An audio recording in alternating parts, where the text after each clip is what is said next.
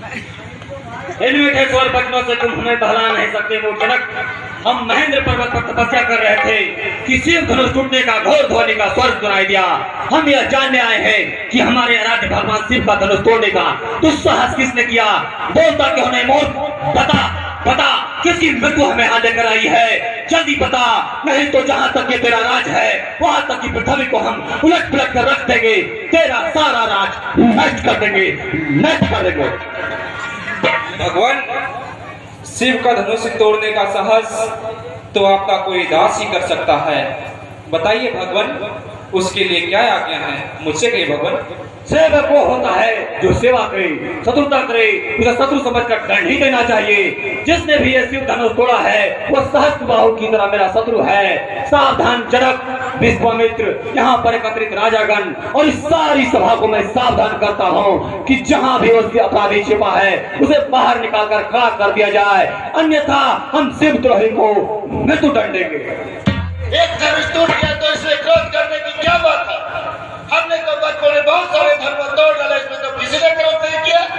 राजा के छोकरे विश्व भर में सम्मानित महाशिव धनुष को बच्चों की धनुषों को बराबर समझता है। तुझे यह पता नहीं कि वो धनुष है जिसे शंकर ने शिवराय का वध किया था।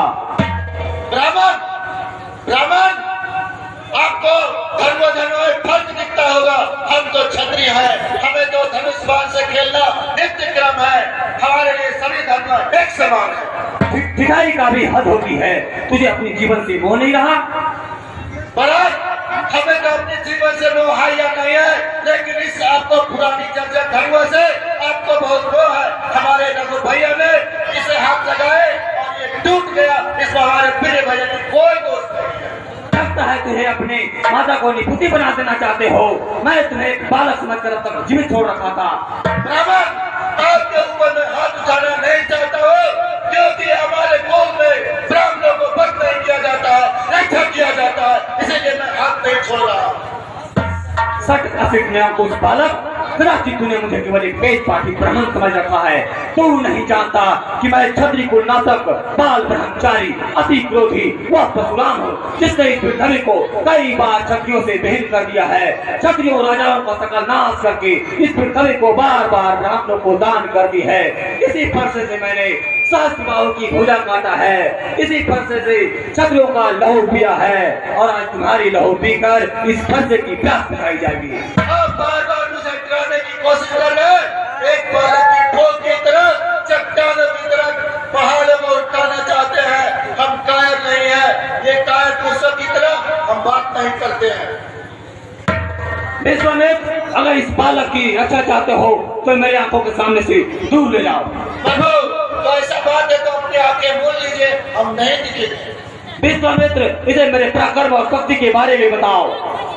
प्रभु, आप तो इतना गुण गाथा खुद गा लेते हैं, तो फिर बताने की जरूरत किसी को क्या?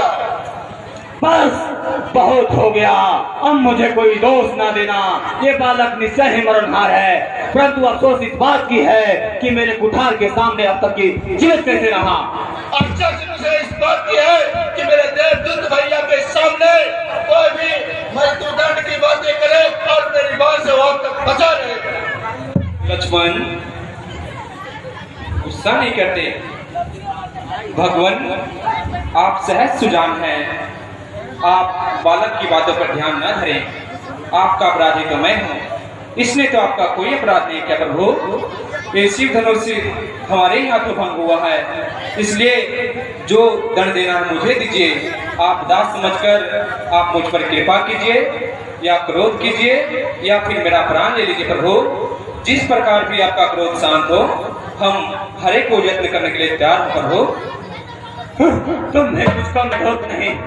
उधर भगवान की शिव धनुष तोड़कर मुझे ज्ञान की बात दिखा रहे हो, उधर तेरा छोटा भाई तेरे ही सम्मति से और भड़काकर मेरा क्रोध दिलाकर मेरा बल छीन कर रहा है, और तू इधर हाथ जोड़कर अनुनय भी नहीं कर रहा है। परंतु ये छल कपट और नहीं चल सकता।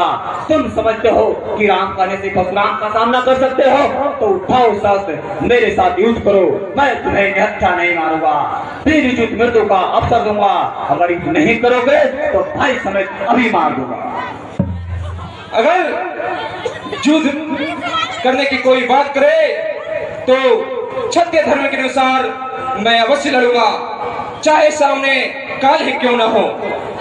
अगर आप तो पहली बात एक ब्राह्मण हैं, दूसरा गुरु विश्वामित्र के बहन के पौत्र हैं, इसलिए मैं आपके ऊपर बाण नहीं छोड़ सकता। तो मुझे ये बताइए कि इस बाण को मैं कहाँ चलाऊंगा? और भगवान, मेरा तो एक छोटा सा नाम है राम, और आपका परसों से मैं परशुराम, तो भगवान और भक्त बीच लड़ाई कैसे हो सकती है?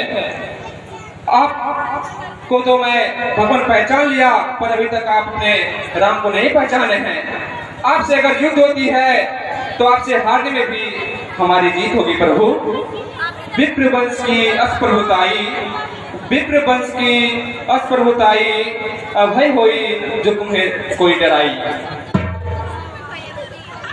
राम, ये धनुष है, ये धनुष विष्णु ने हमारे पितामह के धरोहर के रूप में रखा था। यदि इस विष्णु के धनुष पर तुम बाण का संहार कर दो तो मेरा संदेह मिट जाएगा और मैं तुम्हें पहचान लूंगा।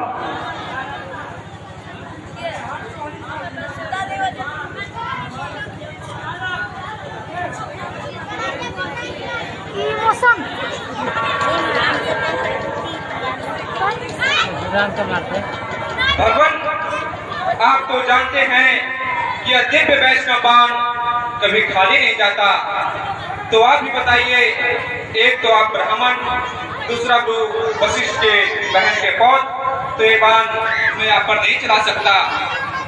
और अगर आपकी अनुमति हो तो आप भी बताइए कि इस बाण से आपकी मन से भगवान की शक्ति का नाश करूं, या फिर आपने जो तप से एक पुण्य लोक अर्जित किया है उसका नाश करूं?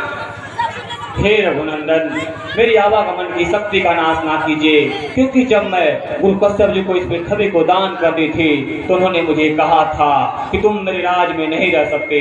तब से कभी मैं रात्रि में पृथ्वी पर विश्राम नहीं करता, इसलिए आप इस अमोघ बाण को आप पूर्व दिशा में छोड़ दीजिए प्रभु।